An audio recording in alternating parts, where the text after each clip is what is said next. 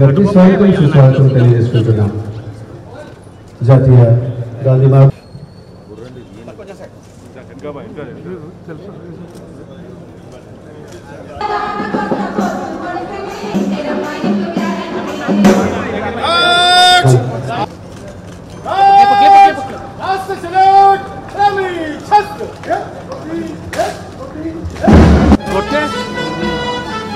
ನಿಮ್ಮ line ನೋಯ್ರಾ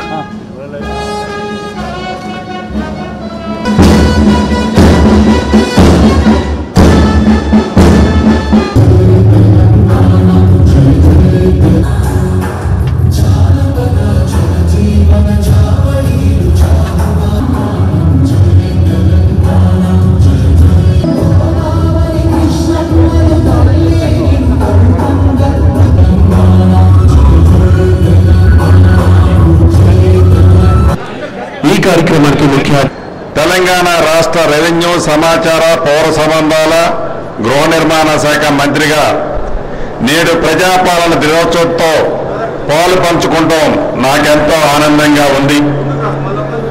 September 17, 1948 నాడు తెలంగాణ ప్రజల నిజాం రాజరిక వ్యవస్థను కూలదోసి ప్రజాస్వామ్య ప్రస్తావనకి నాంది పలికారు.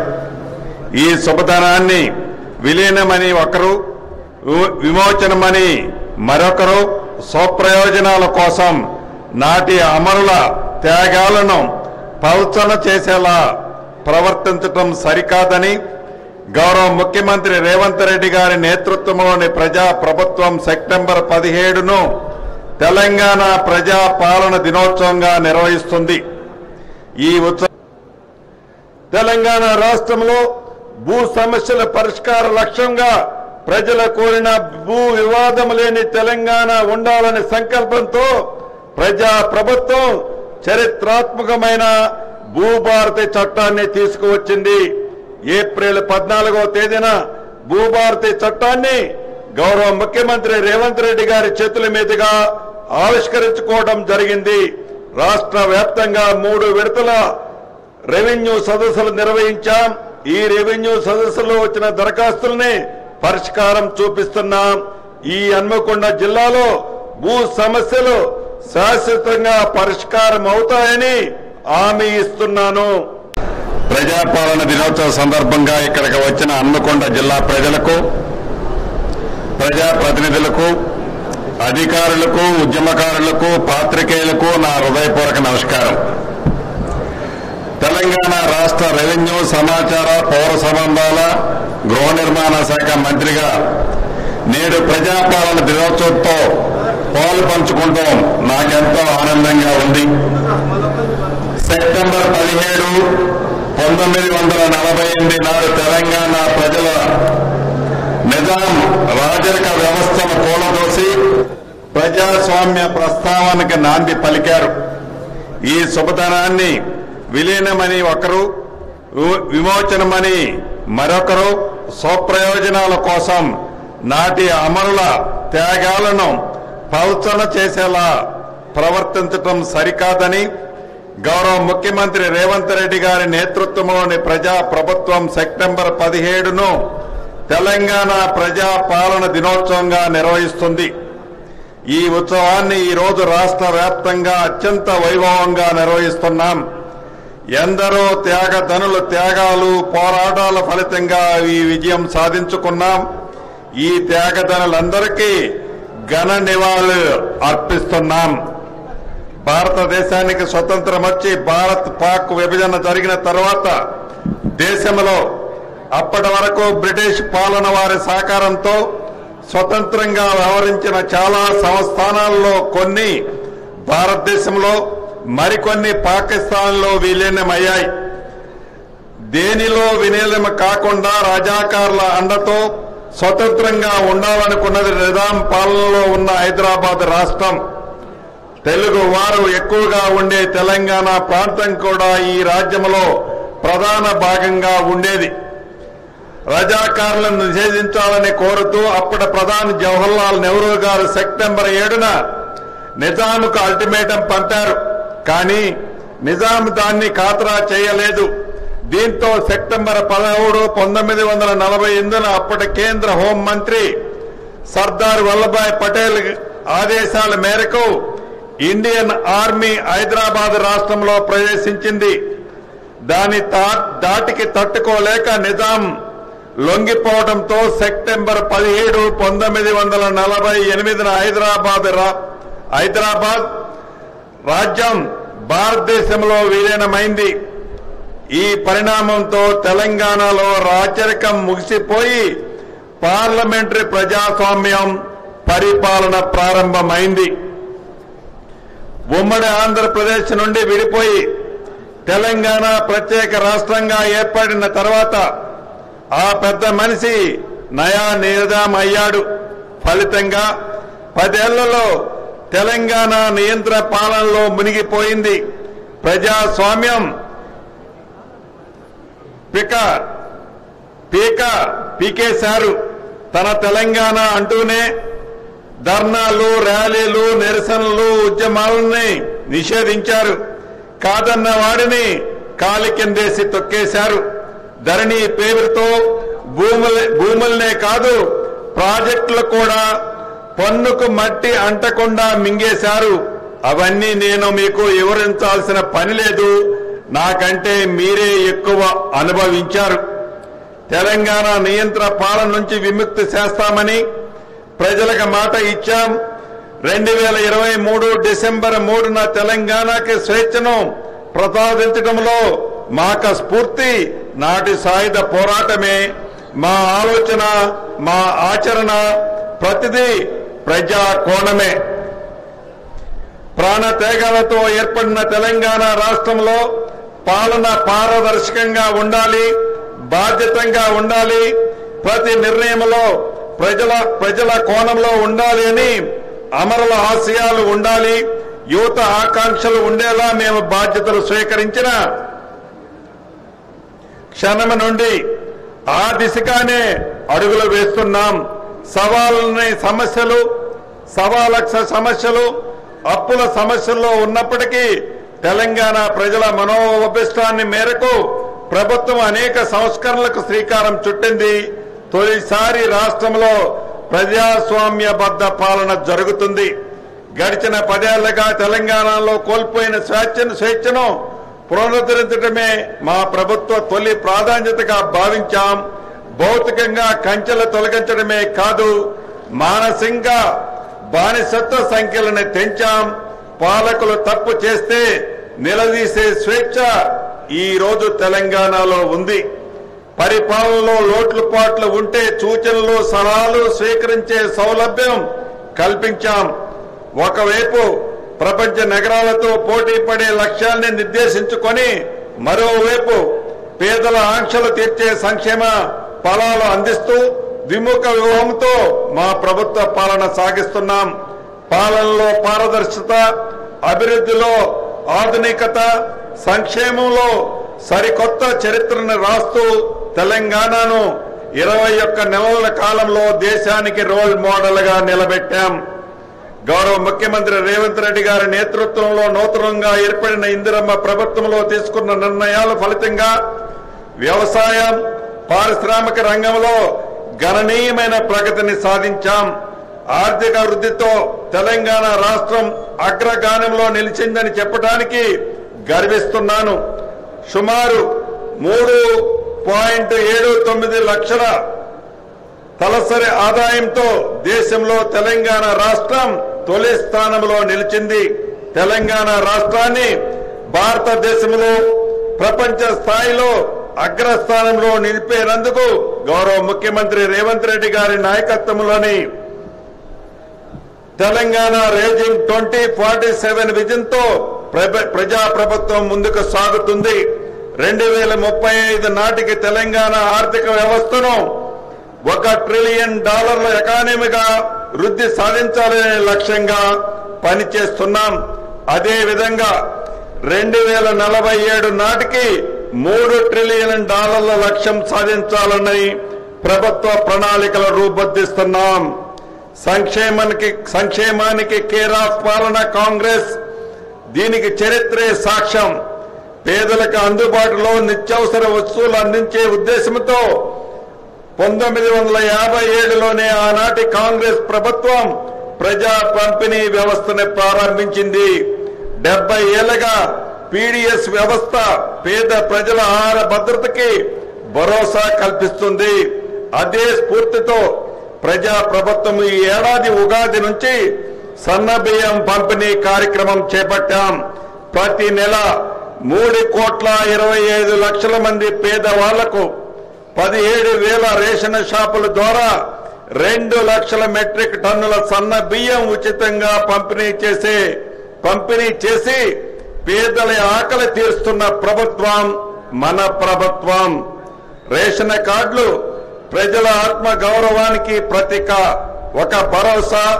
ఆ భరోసా కోసం రాష్ట్ర ప్రజలు 10 ఏళ్లు కళ్ళు కాయలు కాసేలా ఎదురు చూశారు. ప్రజా ప్రభుత్వం వచ్చాక ఆ ఎదురు చూపులకి పరిష్కారం లభించింది.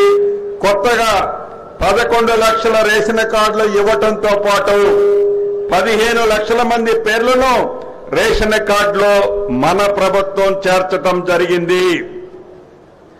తెలంగాణ రైతులకు 2022 మే 6న ఇదే వరంగల్ వేదిక మాట ఇచ్చాం. అధికారంలోకి వచ్చిన ఎమ్మటే 2 లక్షల రూపాయల రుణమాఫీ చేసి రైతుల్ని రుణ విముక్తులు చేస్తామని ఇచ్చిన మాట నిలబెట్టుకున్నాం. రాష్ట్రంలో 25 లక్షల మంది రైతులకు 21,000 కోట్ల రూపాయలు రుణమాఫీ చేసి ఈ దేశంలో ఏ రాష్ట్ర ప్రభుత్వము చేయని కొత్త చరిత్రని తిరగరాశాం. గత పాలకులు పాపాలు శాపాలై వెంటాడుతున్న రైతన్నుల సంక్షేమ విషయంలో రాజీ పడలేదు. రుణమాఫీతో రైతుల పట్ల మా రుణం తీరిపోయిందని చేతులు దులుపుకోలేదు. ఇందిరమ్మ రైతు భరోసా కింద ఎకరానికి 12,000 రూపాయల పెట్టుబడి సహాయం పరిమితి లేకుండా ప్రతి రైతుకి మన ప్రభుత్వం అందించింది. 9 రోజుల్లో 9,000 కోట్ల రూపాయల రైతుల ఖాతాలో జమ చేశాం. రాష్ట్రంలో 70 లక్షల మంది పైగా రైతులకి ఈ సహాయం అందించాం. రైతులకు రుణమాఫీ, పెట్టుబడి సహాయమే కాదు, పండించిన పంటను మద్దతు ధరకు కొనుగోలు చేస్తూ మేము ఉన్నామని భరోసా ఇస్తున్నాం. వరి ధాన్యానికి కనీస మద్దతు ధరతో పాటు సన్న వడ్లకు క్వింటాలకు 500 రూపాయలు బోనస్ ఇస్తున్నాం.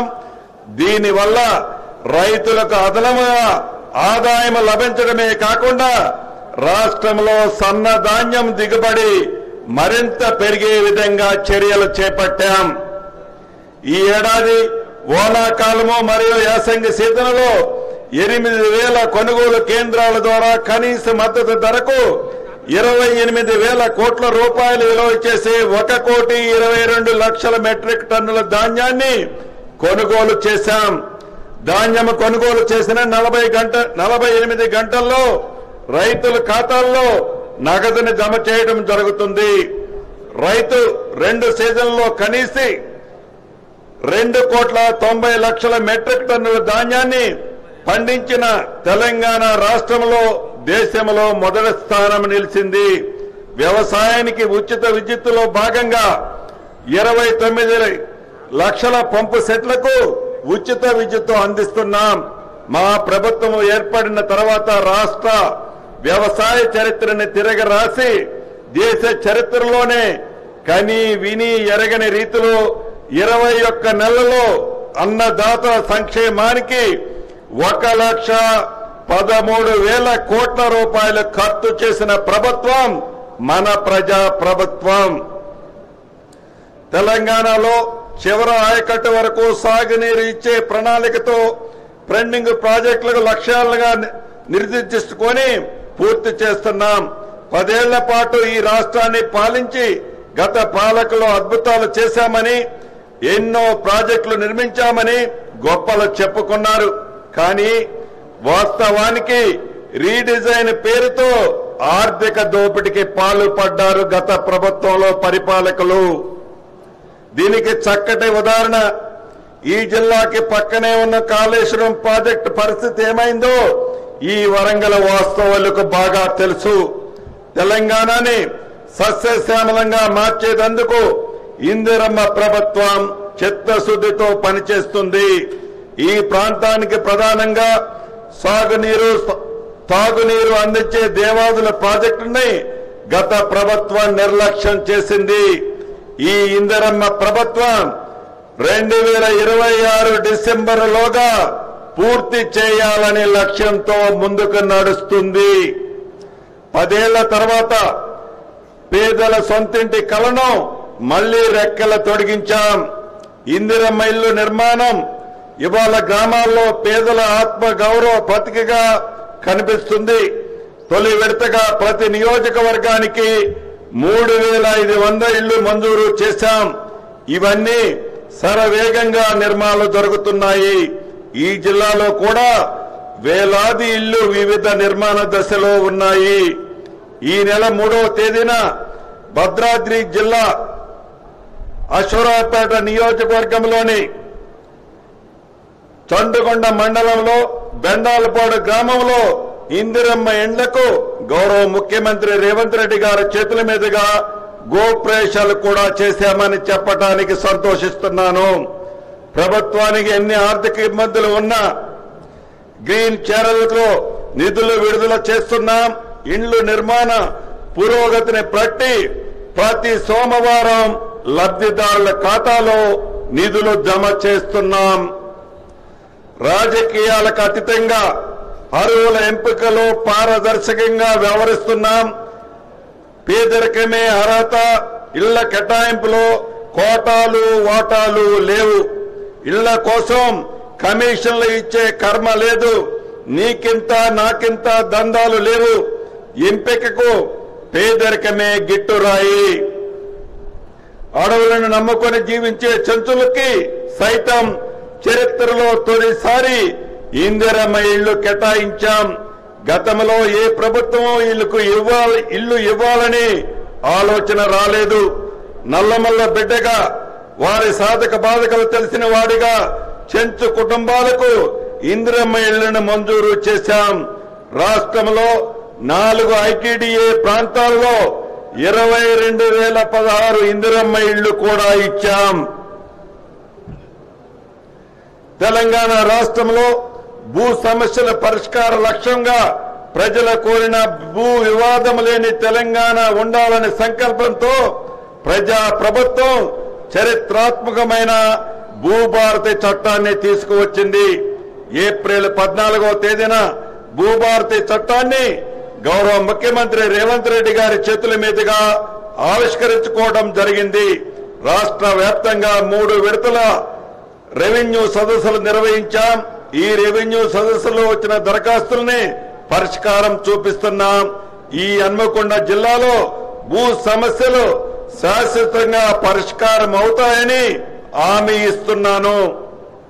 గ్రామ స్థాయి వరకు రెవెన్యూ సేవకులను అందిస్తామని ఎన్నికల్లో ఇచ్చిన హామీని నిలబెట్టుకున్నాం.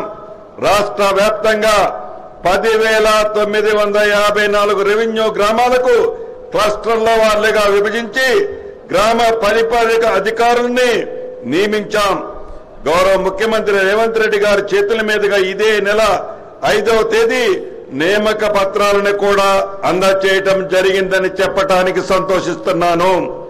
అంతేకాక దాదాపు 9 లక్షల సాదా బైనామాల విషయంలో కోర్టులో స్టే ఉంటే ప్రభుత్వం చొరవ తీసుకొని ఈ స్టేను కూడా ఈ మధ్యనే డ్రాప్ అయ్యే విధంగా ప్రభుత్వం చొరవ చూపిందని చెప్పడానికి సంతోషిస్తున్నాను. రాష్ట్రంలో భూములకు సంబంధించిన అనేక పంచాయతీలకు శాశ్వతంగా పరిష్కారం చూపాలనే లక్ష్యంతో రాష్ట్ర ప్రభుత్వం ప్రతిష్టాత్మకంగా తీసుకువచ్చిన భూభారతి చట్టంలో రిజిస్ట్రేషన్ ప్రక్రియకు భూమి సర్వే మ్యాప్ని దత్తపరచడం తప్పనిసరి చేసిన నేపథ్యంలో సర్వే విభాగం పాత్ర మరింత క్రియాశీలకం కానుంది. భూభారతి చట్టంలో పేర్కొన్న విధంగా ప్రభుత్వం లక్ష్యం నెరవేరాలంటే ఇప్పుడున్న సర్వేయర్లకు అదనంగా మరికొంతమంది సర్వేయర్ల అవసరం ఉంది. దీనిని దృష్టిలో పెట్టుకొని మొదటి దశలో 6,000 మంది లైసెన్స్డ్ సర్వేయర్లను తీసుకోవటం, రేపు సర్వే విభాగంలో ఖాళీగా ఉన్న సర్వేర్ పోస్టులని భర్తీ చేయడం, ఇంకొక వైపు భూములు సర్వేకి అవసరమయ్యే అత్యాధునిక పరికరాలని అందుబాటు తీసుకురావటం చర్యలు ఇప్పటికే చేపట్టాం. దీనివల్ల ఈ జిల్లాలో కూడా భూ సమస్యల మార్గం సుగమం కానుంది. ప్రజలకు ఉత్తమ సేవలు అందించడానికి రెవెన్యూ శాఖ భాగమైన స్టాంప్స్ అండ్ రిజిస్ట్రేషన్ శాఖలో విప్లవాత్మకమైన సంస్కరణలు చేపట్టాం. ప్రజల సమయాన్ని ఆదా చేసే విధంగా పారదర్శకంగా, అవినీతి రహితంగా సేవలు అందించేలా రాష్ట్రంలో అన్ని సబ్ రిజిస్ట్రార్ కార్యంలో స్లాట్ బుకింగ్ విధానాన్ని తీసుకురావడం జరిగింది. మరింత సమర్థవంతమైన సేవలు అందించడానికి వీలుగా సబ్ రిజిస్ట్రార్ కార్యాలయాలను పునర్వ్యవస్థీకరించు అధునాతనిక సౌకర్యాలతో మొదటి విడతలో హైదరాబాద్ ఔటర్ రింగ్ రోడ్డు పరిధిలో ఇంటిగ్రేటెడ్ సబ్ రిజిస్ట్రార్ కార్యాలయాన్ని నిర్మించే క్రమంలో మొన్ననే శంకుస్థాపన కూడా చేసుకున్నాం. నిజాం కాలం నుంచి నక్షాల లేని 413 గ్రామాలని గత ప్రభుత్వం 10 సంవత్సరాల్లో పట్టించుకోలేదు. దశాబ్దాల నాటి ఈ సమస్యకు పరిష్కారం చూపాలన్న లక్ష్యంతో ప్రతిష్టాత్మకంగా 5 గ్రామాల్లో విజయవంతంగా సర్వే నిర్వహించాం. త్వరలో మిగిలిన గ్రామాల్లో కూడా సర్వే ప్రారంభించబోతున్నాం. తెలంగాణ సమాజానికి పునాది మహిళలే. అందుకే 1 కోటి మంది ఆడబిడ్డల్ని కోటీశ్వరులుగా చేయాలని ఉక్కు సంకల్పంతో ప్రజాప్రభుత్వం ముందుకు వెళ్తుంది. మహిళల ఆర్థిక స్వలంబనకు ఇందిరా మహిళా శక్తి మిషన్ పాలసీని ఆవిష్కరించుకున్నాం. గత 10 ఏళ్ల కాలంలో మహిళలకు వడ్డీ లేని రుణాల పథకం పూర్తిగా నిర్వీర్యమైంది. ప్రజాప్రభుత్వం ఈ 21 నెలల కాలంలో 67 లక్షల మంది డ్వాక్రా మహిళలకు 2 విడతలుగా సుమారు 900 కోట్ల రూపాయలు వడ్డీల రూపంలో చెల్లించింది. ప్రతి సంవత్సరం వడ్డీ లేకుండా మహిళా సంఘాలకు 20,000 కోట్ల రూపాయలు రుణంగా ఇవ్వాలని లక్ష్యంగా పెట్టుకున్నాం. మొదటి సంవత్సరంలో 21,500 కోట్లు వడ్డీ లేని రుణాలను నా ఆడబిడ్డలకు ఇచ్చాం. 500 రూపాయలకే వంట గ్యాస్ సరఫరా, 200 యూనిట్ల ఉచిత విద్యుత్ సరఫరా, ఇందిరమ్మ ఇళ్ల పథకంతో పాటు పెట్రోల్ బంకుల నిర్వహణ, సంపన్నులతో సమానంగా తెలంగాణ మహిళలతో విద్యుత్ ప్లాంట్లు కూడా ఏర్పాటు చేయాలని ప్రభుత్వం నిర్ణయించింది. 17 రకాల వ్యాపారాలను గుర్తించి ఆర్థికంగా సహాయం చేస్తూ మహిళలను పారిశ్రామికవేత్తలుగా తీర్చిదిద్దుతున్నాం. మాదాపూర్లోని శిల్పారామంలో 100 ఇందిరా మహిళా శక్తి స్టాళ్లను ప్రభుత్వం ప్రారంభించింది. ఇందిరా మహిళా శక్తి క్యాంటీన్లు, స్కూల్ యూనిఫామ్లు కుట్టమని మహిళలకు అప్పగించాం.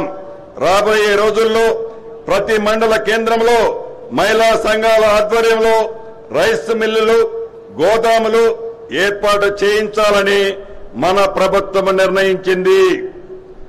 అధికారంలోకి వచ్చిన 48 గంటల్లో మహిళలకి ఆర్టీసీ బస్సులో ఉచిత ప్రయాణం కల్పించే మహాలక్ష్మి పథకానికి గౌరవ ముఖ్యమంత్రి రేవంత్ రెడ్డి గారి చేతుల మీదుగా ప్రారంభించుకున్నాం. అప్పటి నుంచి ఇప్పటి వరకు 21 మాసాలలో 210 కోట్లకు పైగా నా ఆడబిడ్డలు ఉచిత ప్రయాణం చేశారు. ఆర్టీసీకి దాదాపు 8,000 కోట్ల రూపాయలు ఆదాయాన్ని ఆర్జించి పెట్టారు. మహాలక్ష్మి పథకంతో ఆడబిడ్డలపై ఆర్థిక భారం తగ్గించాం. ఆర్టీసీ బస్సులో మహిళలకి ఉచిత ప్రయాణ సౌకర్యం కల్పించడమే కాదు, ఆ బస్సులు వారిని యాజమాన్లుగా మార్చే కార్యక్రమాన్ని చేపట్టాం. మహిళా సంఘాల ద్వారా 600 బస్సులని కొనుగోలు చేయించి ఆర్టీసీకి అద్దెకు ఇప్పించే కార్యక్రమానికి శ్రీకారం చుట్టాం. ఇప్పటికే 150 బస్సులు వారికి అందజేసి రాష్ట్ర ఆర్థిక నిర్మాణంలో నా ఆడబిడ్డల్ని భాగస్వాములుగా చేస్తున్నాం. రాష్ట్ర ప్రభుత్వం శాస్త్రీయంగా జరిపిన కులగణన సర్వేలో బీసీలు 50.36% ఉన్నని తేలింది. ఈ సంఖ్య ఆధారంగా బీసీలకి 42% రిజర్వేషన్లు అమలు చేయాలని రాష్ట్ర శాసనసభలో ఆమోదించిన బిల్లును పార్లమెంట్ లో చేయవలసిందిగా కోరుతూ కేంద్ర ప్రభుత్వానికి గవర్నర్ గారి ద్వారా పంపడం జరిగింది. అలాగే స్థానిక సంస్థల్లో బీసీలకు 42% కల్పించాలనే సంకల్పంతో ఆర్డినెన్స్ ను రాష్ట్ర కేబినెట్ ఆమోదించి గవర్నర్ గారి ఆమోదానికి పంపడం జరిగింది. ఎస్సీ వర్గీకరణ బిల్లును రాష్ట్ర ప్రభుత్వం ఆమోదించి 3 దశాబ్దాలుగా ఎస్సీ వర్గీకరణ కోసం జరిగిన పోరాటాలకు మా ప్రభుత్వం శాశ్వత పరిష్కారం చూపగలిగింది. సంక్షేమంతో పాటు సామాజిక న్యాయంలో సైతం తెలంగాణ దేశానికి దిశానిర్దేశం చూపించింది. దేశంలో వర్గీకరణ చేసిన తొలి రాష్ట్రం మన రాష్ట్రమని చెప్పటానికి గర్వపడుతున్నాను. ఈ రాష్ట్ర యువతే ప్రజా ప్రభుత్వానికి నిజమైన నిర్మాతలు. మన ఇందిరమ్మ ప్రభుత్వం వారి భవిష్యత్తుకి గ్యారంటీ ఇస్తూ యువత ఉపాధి, ఉద్యోగ అవకాశాల కల్పనే లక్ష్యంగా పనిచేస్తుంది. దశాబ్ద కాలంలో ఉద్యోగాల కోసం ఎదురుచూస్తున్న తెలంగాణ నిరుద్యోగ కళలను సాకారం చేశాం.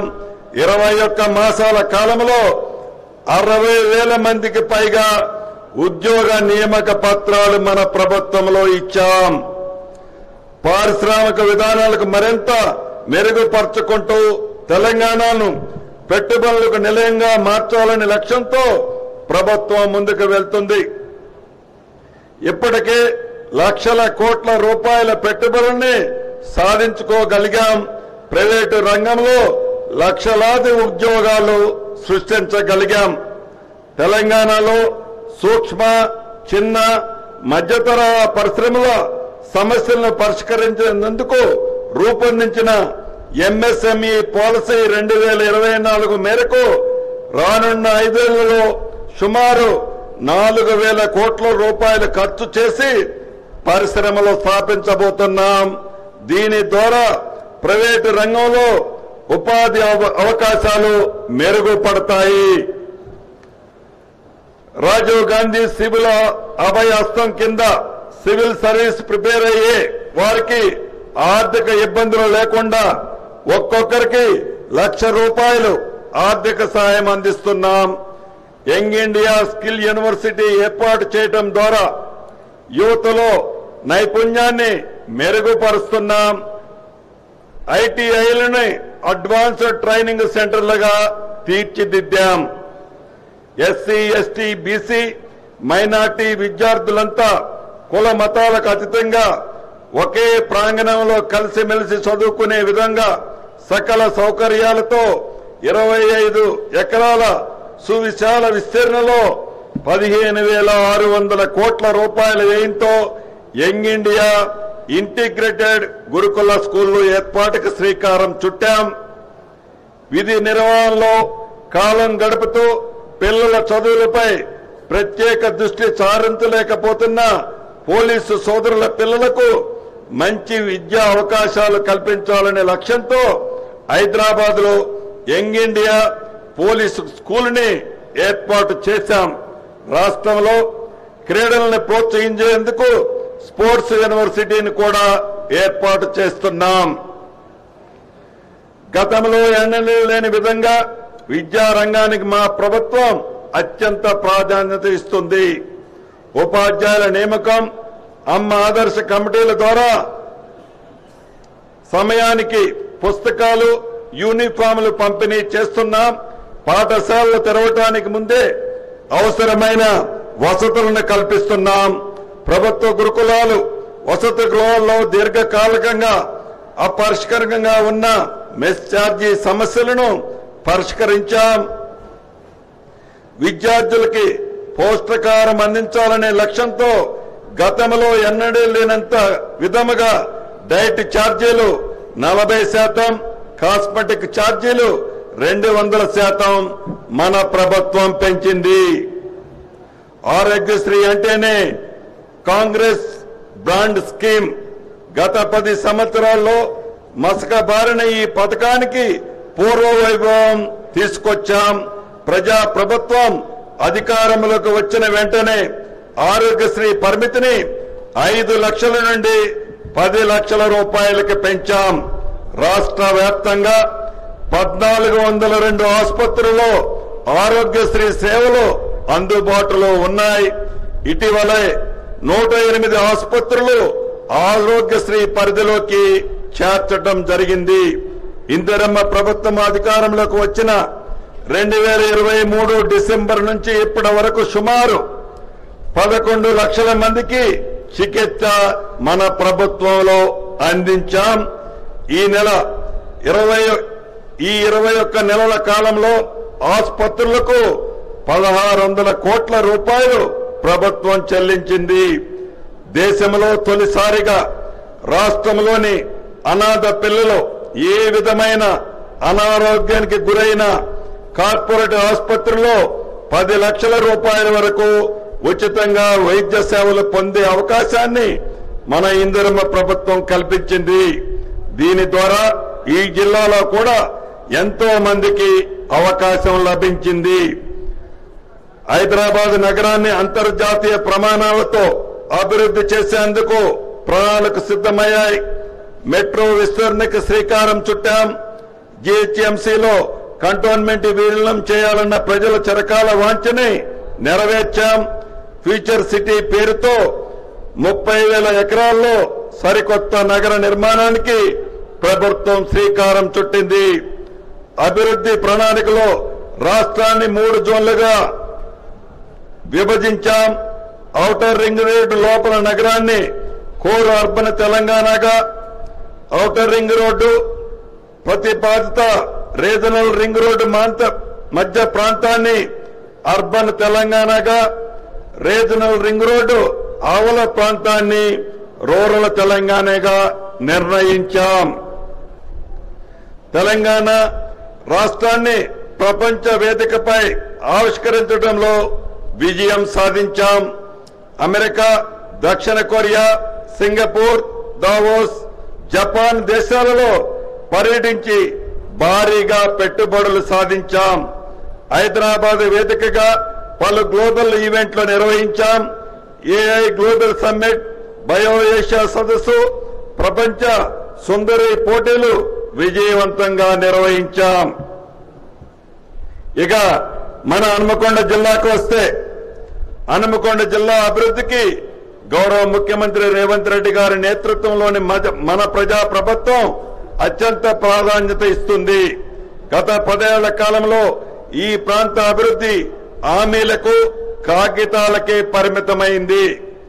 మన ప్రభుత్వం మాటల్లో కాకుండా చేతల్లో చూపిస్తుంది. హైదరాబాద్, సికింద్రాబాద్ నగరాలు కలిసి ఉన్నట్లుగానే హన్మకొండ, వరంగల్ నగరాలు కూడా అలాగే కలిసి ఉన్నాయి. అధికారంలోకి వచ్చిన క్షణం నుండి ఈ ప్రాంతాల అభివృద్ధికి ప్రభుత్వం ప్రత్యేక దృష్టి సారించింది. ఇందుకు తగినట్లుగానే గతంలో ఎన్నడూ లేని విధంగా ఈ రెండింటిని సమన్వయం చేస్తూ దాదాపు 5,000 కోట్ల రూపాయలతో అభివృద్ధి పనులకు శ్రీకారం చుట్టాం. 2057 జనాభాని దృష్టిలో పెట్టుకుని 4,100 కోట్ల రూపాయలతో అండర్ గ్రౌండ్ డ్రైనేజీ పనులు ప్రారంభించుకున్నాం. 2040 వరకు జనాభా పెరుగుదలకు అనుగుణంగా భవిష్యత్ అవసరాలకు సరిపోయేలా మాస్టర్ ప్లాన్ కూడా ఆమోదించుకున్నాం. చరిత్రాత్మక భద్రకాళి దేవాలయ ఆధునీకరణతో భాగంగా చేపట్టిన మాడు వీధుల నిర్మాణ పనులు చివరి దశలో ఉన్నాయని చెప్పడానికి సంతోషిస్తున్నాను. అలాగే ప్రాచీన కాలం నాటి హనుమకొండ కలెక్టరేట్ బంగ్లాని ఆధునీకరించుకున్నాం. జాతీయ రహదారుల విస్తరణలో భాగంగా గణపూర్ నుండి ఐనవోలు, ఓయ, కూనూరు, గర్నేపల్లి వరకు రోడ్డు వెడల్పు పనులు, బంగ్లాపూర్ నుండి ధర్మవరం రోడ్డు 13 కిలోమీటర్ల వరకు రోడ్డు విస్తరణ పనులు కూడా ఇప్పటికే పూర్తి చేసుకోబోతున్నామని చెప్పడానికి సంతోషిస్తున్నాను. జిల్లాలో భీమదేవరపల్లి మండలం వంగర గ్రామంలో 7 కోట్ల రూపాయల నిధితో మాజీ ప్రధానమంత్రి స్వర్గీయ పివి నరసింహారావు గారి విజ్ఞాన వేదిక అభివృద్ధి పనులు చివరి దశలో ఉన్నాయని చెప్పడానికి సంతోషిస్తున్నాను. పరకాలలో 35 కోట్ల రూపాయల అంచనా వ్యయంతో చేపట్టిన 100 పడకల ఆసుపత్రి నిర్మాణ పనులు చురుగ్గా సాగుతున్నాయి. జిల్లాలో 2 ఇంటిగ్రేటెడ్ రెసిడెన్షియల్ పాఠశాలలు మంజూరు చేయటమే కాదు, అతి కొద్ది రోజుల్లో పనులు కూడా ప్రారంభించుకోబోతున్నాం. క్రీడా పాఠశాలలు మరియు సెంటర్ ఆఫ్ ఎక్సలెన్సీ హన్మకొండ జిల్లాల్లో ఏర్పాటుకు ప్రభుత్వం ప్రతిపాదనలు ఇప్పటికే సిద్ధమయ్యాయి. తాత్కాలికంగా జవహర్లాల్ నెహ్రూ స్టేడియంలో స్పోర్ట్స్ స్కూల్ ప్రారంభోత్సవానికి సిద్ధం చేయడం జరిగిందని చెబుతున్నాను. గత ప్రభుత్వం హన్మకొండలో కాళోజీ కళాక్షేత్రం శంకుస్థాపన చేసి గాలికి వదిలేసింది. మన ప్రభుత్వం అధికారంలోకి రాగానే కళాక్షేత్రం పనుల్ని యుద్ధ ప్రాతిపదికన పూర్తి చేసి గౌరవ ముఖ్యమంత్రి రేవంత్ రెడ్డి గారి చేతుల మీదుగా ప్రారంభించుకోవడం కూడా జరిగింది. అది మీ అందరికీ తెలిసిందే. ఆరోగ్యశ్రీ ద్వారా వేలాది మంది పేదలకు ఉచిత వైద్య చికిత్సలు పొందించగలిగాం. హన్మకొండ జిల్లాలో మహాలక్ష్మి పథకం కింద కోట్లాది మంది మహిళలకు ఉచిత బస్సు సౌకర్యాన్ని, గృహలక్ష్మి పథకం ద్వారా వేలాది మంది మహిళలకు ఉచిత సిలిండర్ పథకాన్ని, గృహజ్యోతి పథకం కింద లక్షలాది మందిగా కుటుంబాలకు ఉచితంగా 200 యూనిట్ల వరకు విద్యుత్తుని ఉపయోగించుకుంటుందని చెప్పడానికి సంతోషిస్తున్నాను. అమ్మ ఆదర్శ పాఠశాలల పథకం ద్వారా జిల్లాలో 435 ప్రభుత్వ పాఠశాలల్లో మౌలిక వసతుల అభివృద్ధి పనుల్ని చేపట్టడం జరిగింది. వేలాది మందికి కొత్త రేషన్ కార్డులు జారీ చేయడంతో పాటు వేలాది మంది కుటుంబ సభ్యుల పేర్లని అదనంగా రేషన్ కార్డులో చేర్చడం జరిగింది. మత్స్యకారుల్ని ఆర్థికంగా బలోపేతం చేసేందుకు మత్స్య సంపదన గణనీయంగా పెంపొందించేందుకు చర్యలు చేపట్టడం జరిగింది. ఇందులో భాగంగా ఈ ఏడాది 771 చెరువులకి 1 కోటికి పైగా చేప పిల్లల్ని 100% రాయితీతో పంపిణీ చేయడం జరిగింది. వన మహోత్సవంలో భాగంగా ఈ ఏడాది 23 లక్షల మొక్కలను నాటాలని లక్ష్యంగా పెట్టుకున్నాం. గత ఏడాది జిల్లాలో 957 హెక్టార్లలో అడవులని పునరుద్ధరించడం జరిగింది. ఖరీఫ్ సీజన్ కు సంబంధించిన విత్తనాలు, ఎరువులు తగినంతగా స్టాకులు అందుబాటులో ఉంచి నకిలీ విత్తన ఎరువుల కొరత అరికట్టుటకు కఠిన చర్యలు తీసుకున్నాం. జిల్లాలో ఈ ఏడాది దాదాపు 5,000 ఎకరాల్లో ఫామ్ ఆయిల్ తోటలు లక్ష్యంగా మన ప్రభుత్వం పెట్టుకుంది. మార్పు రావాలని ఈ ప్రభుత్వాన్ని తెలంగాణ ప్రజానీకం ఎన్నుకుంది.